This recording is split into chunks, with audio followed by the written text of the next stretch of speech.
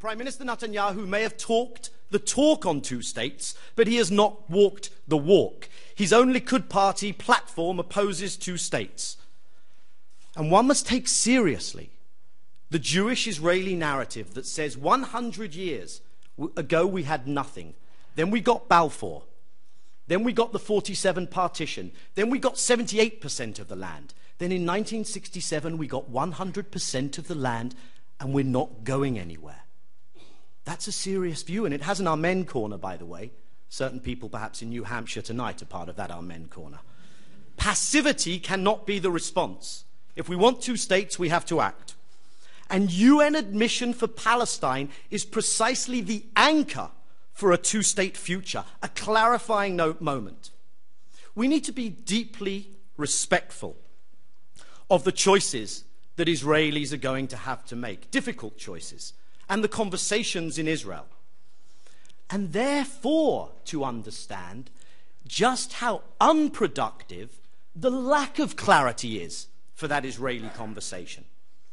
Indulging bad behavior, treating that with impunity, is unhelpful in any human predicament.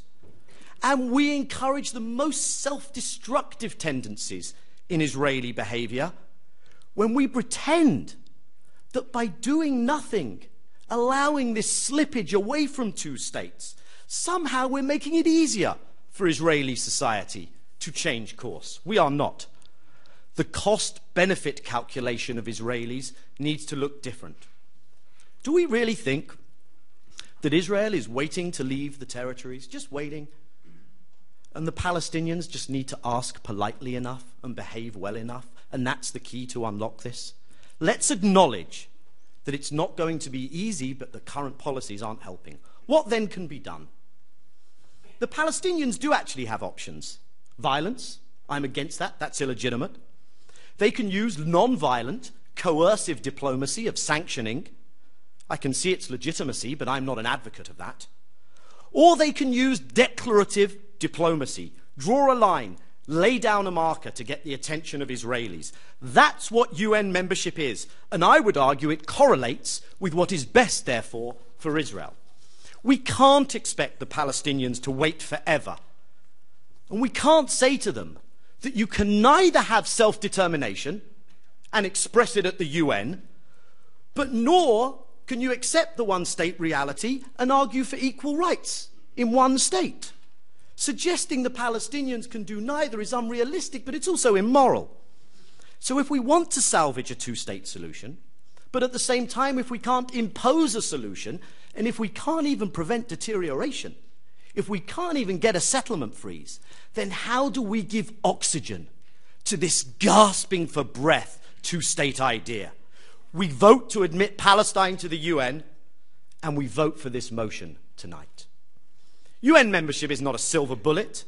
It's not a panacea. It's not sprinkling pixie dust on the harsh realities of the Middle East, but it is an important and legitimate part of a strategy to signal a different future. We will no doubt be told that this can't happen, that it's meaningless symbolism, and especially not now with the Arab Spring. Wrong. Yes, the US has committed to a veto. No doubt we'll discuss that. But does that make this debate pointless? Can the realpolitik argument really close down our entire conversation? If that's the case, I strongly suggest you guys cancel the debate you have planned in March about banning college football, because it won't be, and that can always be an argument. I urge the other side of this debate to give us more than naysaying, to give us more than negotiations. Those negotiations are asymmetrical. One side is so lacking in leverage, and they are so steeped in years of failure. Negotiations cannot be the singular tool in our toolkit.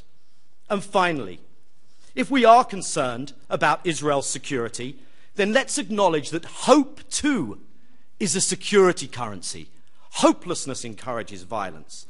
There'll always be the next mountain range that you need to occupy, but strategic security is about a basket of interests and balances and avoiding casus belli. And perhaps, occupation itself contributes to insecurity.